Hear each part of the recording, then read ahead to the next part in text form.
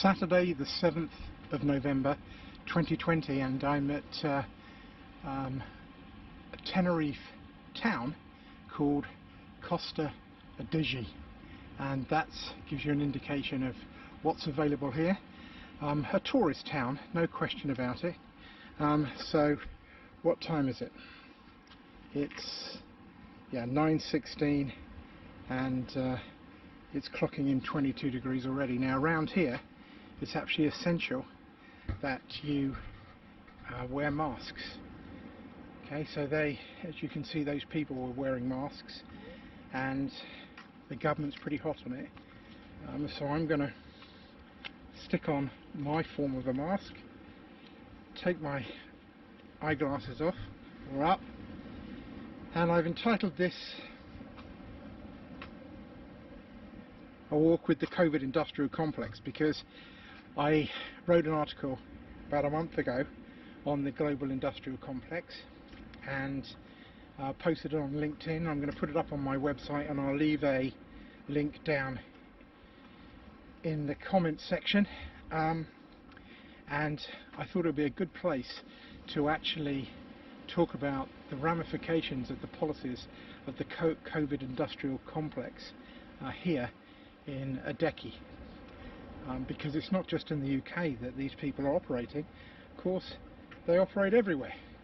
And what I want to do is just go through, I've got a few notes to help me along, but talk about, who are, in my view, who are the COVID industrial complex. Okay, well, as I said, I think they're all around us here, operating in all of the sort of major developed countries everywhere, and there's 10 components that I've sort of judged. Okay, the first of the so-called experts, number one, and these are the guys and girls that you see, PhD students, tenured professors, tenured, don't forget, which means that they can pretty much say anything, and they're in no danger of losing their job. They've never had to meet a payroll in their lives, for many of them. And of course, these are the guys who sit on the medical committees and so on, and make all of the decisions relating to the statistics that are used to drive our COVID policies. And of course, a lot of them fight like rats in a sack. In the UK, we've got the SAGE committee, which is the official one, and we've got an unofficial SAGE, which is headed by a former head of, or chief medical officer. And of course, the chief medical officer sits, and the current one manages the SAGE output. So that's the first group in this COVID industrial complex. And how did I come up with this name? Well, when I was in the military, of course, I did a lot of studying, and one of the people I came across was President Eisenhower, and he said, I'm paraphrasing, but I don't know anybody who can sit in this seat, this is the presidency when he became president, and who doesn't have military experience, can cope effectively or manage effectively the military industrial complex. And that was the defense companies and all of the lobbyists trying to promote military spending. So that's the basis of the COVID industrial complex, because I think there's a similar group or groups forming, a coalition, if you like, of people interested in massive intervention. And so the second group would be the interventionists. As we all know, there's loads of people who are looking to enforce state control and have bigger government. And hey, this is their moment. This is their dream. You think about all the people who are affected by the policies, and all the people who the interventionists think can be benefited by by huge public expenditure. And let's face it, we're really in a hole in the UK, as in many other countries, aligned with this idea of modern monetary theory, where you can just print money. And of course, that's what the Bank of England and indeed the Fed have been doing since the beginning of this, just to buy up bonds and so on. So the interventionists, Number 3 is the pharma companies. Well, hey, come on. You know, to the top line of these pharma companies, they're getting billions of dollars in contracts. Okay, and of course they're producing vaccines at cost, right? At cost. But in terms of their profitability, this is a boon to the pharma companies, and the pharma companies are going to make a killing. So that's number 3. Number 4 are the sort of spineless national politicians who literally copy and paste COVID policy solutions from one country to another, and that's all they do. They look at, once one locks down, they fall like 9 pins following the same sort of policies. There's, you know, apart from Sweden, there's been no real, you know, interesting thinking about how to approach this. Number 5, not to be confused with the interventionists, although most of them are, is what I call the internationalists, and these are the people who run the big international institutions, who are like the WHO. You know, they're mainly led by second-rate apparatchiks who are appointed by autocratic governments, and you know, you saw from the very beginning the problems that we had with the WHO, getting information from China and challenging the Chinese government. I mean, it was an absolute joke. So that's the internationalists. They're using this to, you know, push sort of international governmental powers and supervisions, when really we all know that this really does need to be done. There needs to be coordination, but really the engine of this is very much with the local governments, not least because of course they can understand the variants in their community that may affect COVID policy. And a good example of this of course is track and trace. Certainly in the UK it's not been effective, and many feel that if local authorities were actually running the track and trace system, it would be much better off. Number 6 are what I call the commercial chancers, and these are people who are just making the most out of the government schemes for free money, which we see being implemented everywhere. I mean, in the UK, you know, we've got possibly $1 billion lost on the self-employment grants because people don't, you know, for people who don't really need them. There's literally billions and billions being fraudulently claimed on the bounce back loans and other business support measures. So these commercial chancers are making the most out of the COVID situation, and a part of the COVID industrial complex, because they're making a mockery of what should be support for people genuinely in need, and they're out there. Now I thought I'd just take a break here and show you. A lot of these businesses are closed, by the way.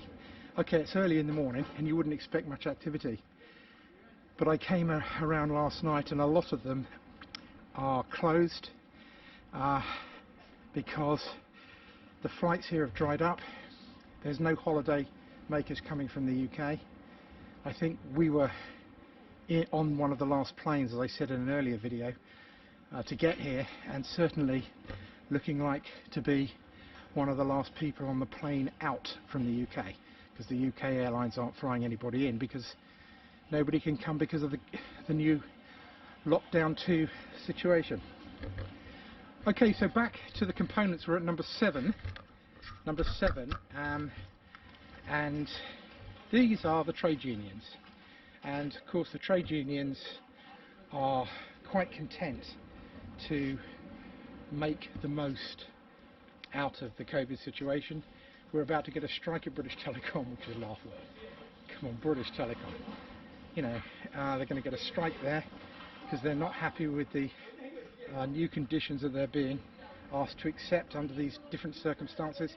And of course the main ones are the education unions, who seem to be crying from the very beginning that we should just stop the education of our children, which is obviously going to damage people for generations to come. So number 7, the trade unions, and number 8, oh my gosh, the mainstream media. Don't get me started. The mainstream media.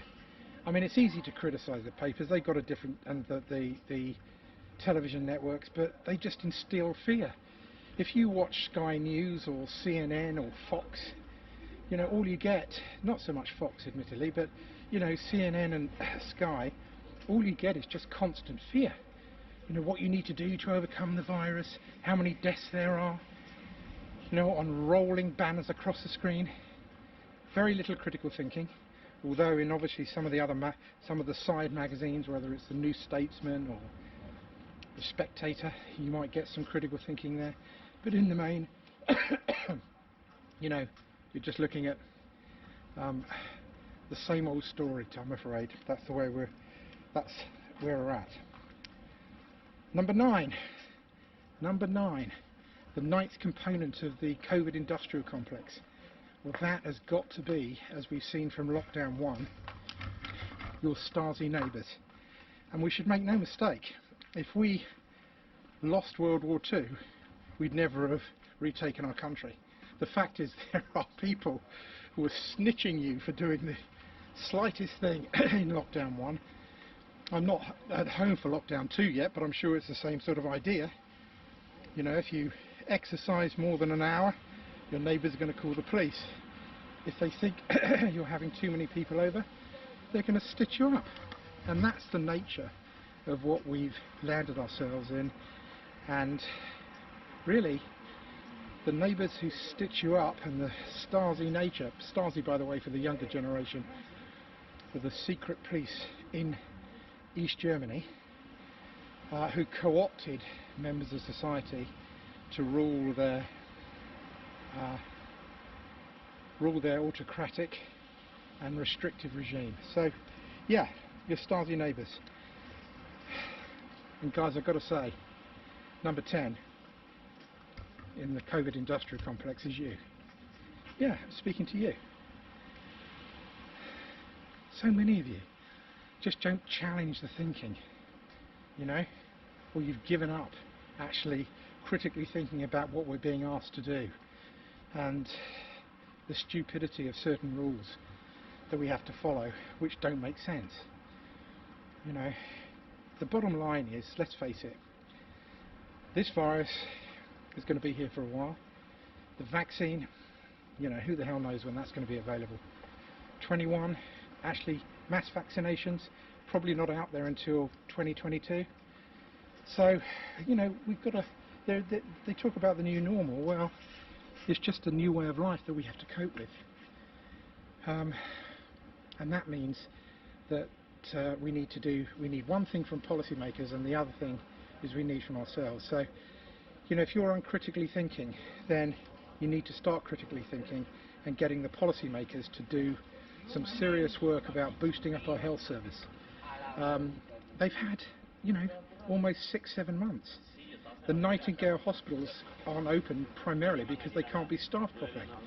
You know, instead of spending billions on government grants to businesses, which, you know, because they have to lock down and can't ply a trade, we need to be spending similar amounts or transferring that money to actually giving proper pay to people who work in intensive care and acute wards, and you know, give them a day rate of 500 quid. And that will encourage a lot more people who have qualifications to actually come back into the workforce and help us with the COVID situation. And it will overcome, you know, even the unions may be in favour of that, who the hell knows. We may get this road to Damascus that they see the way. But we need to be building that out going forward. You know, just like in the military, when I was in the military, you'd go to, say, Northern Ireland and you'd get a day, an extra wedge, because it was obviously a dangerous situation. And I benefited for that, you know, in terms of being, you know, true transparency on this side. And it's the same sort of thing that needs to be followed by the government when it comes to the National Health Service. So that, in policy terms, is certainly what they need to be doing, and that's a great failing of this government.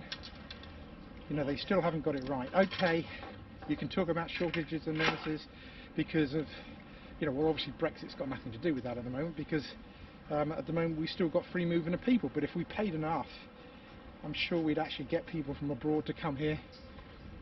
Visas are now easy as chips to get with, because you only need to prove an income of 10,000, and frankly there'll be powers that the hospitals have to enable visas for specialist people.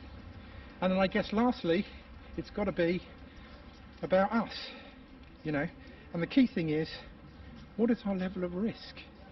What sort of risks do we want to take, personal risks, in order to have, you know, to live properly, to live a reasonable life?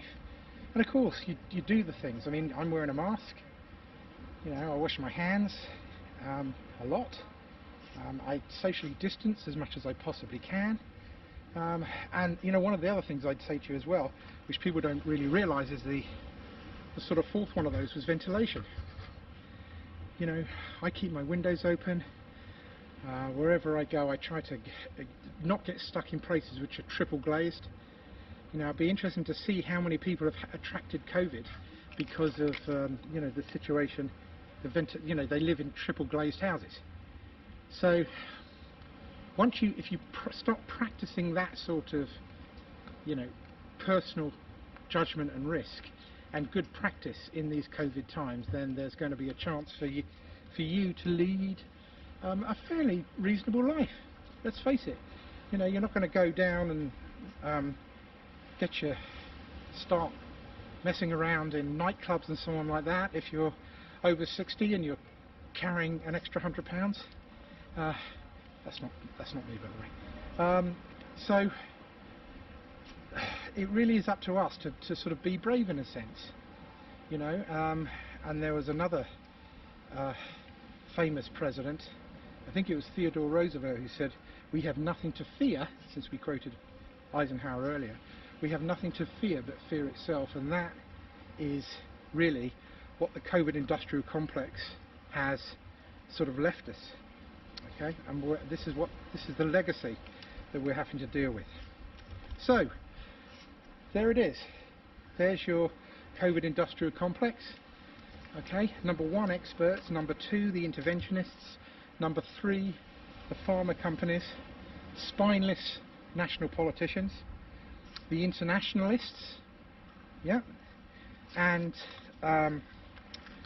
then we've got, have a look at my notes, the commercial chancellors that I spoke to you about, the trade unions, the mainstream media, your Stasi neighbours, and let's get to it, you, number 10. These are the components of the COVID industrial complex, and frankly, they're all around us as we speak, and the devastation of their policies in terms of lockdowns and travel bans can be seen on foreign shores and in little towns all around the world, on all continents, just like this one. So that's it. Time for a swim.